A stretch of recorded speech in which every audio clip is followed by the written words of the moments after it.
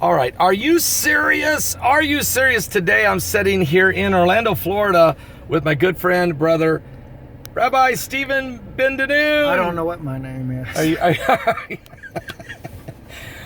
Brother Stephen, how are you doing today? Doing great. We've had a couple of days to get to spend some time together with you and Sister Heidi, and it's really been a blessing. It just has to sit there been. and talk about a lot of issues. So, We've been talking about a lot of things going on in the Middle East and around the world, and you can imagine the two of us getting together and having a couple days. We just touched the whole world. But you know, you really have brought out some things here. I've got this Planet X conference coming up in May, and I mean, you and I got to talking about this, and you started sharing some things with me that just kind of blow my mind. So I felt like this would be a good time to share, if you don't mind, to share a little bit about what you know, what you've been finding out from some of your sources, tremendous sources, about Planet X. Yes, actually, Brother Paul, I have right here in my hand, this memory stick was given to me by an astronomer. Okay. And he shared this information with me, and he told me, he says, it's hard to open the file. You have to have a certain way to be able to open this file. And he said, if you have any trouble with it, let me know and I'll walk you through it. But we talked to me about it in detail beforehand. Okay. And he said to me, he says, information on here is information that comes right from NASA, places like that.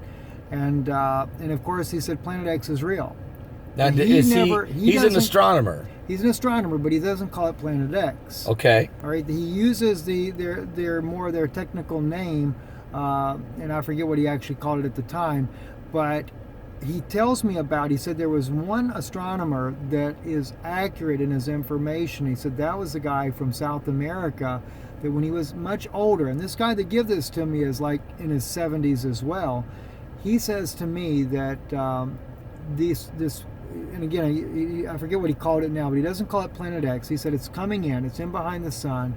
He said the only way. So when people say they photograph it and they try to show you this photo, he said it's not true. He said it's got to be filtered, and I forget what kind of filter he tells me about, but it's got to be filtered.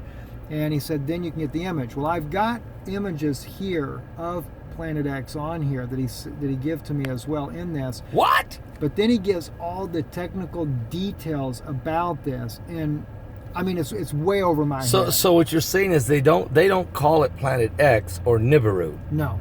But it's the same thing. Exactly. And they admit it's the same thing. And I asked him specifically, or you're talking about what people call Planet X. He said that's exactly what it is. It's Planet X, what we're talking about here. And he said it does an elliptical orbit. Yeah. So just like the man from South America, the astronomer from South America said, it's an elliptical orbit that it's in.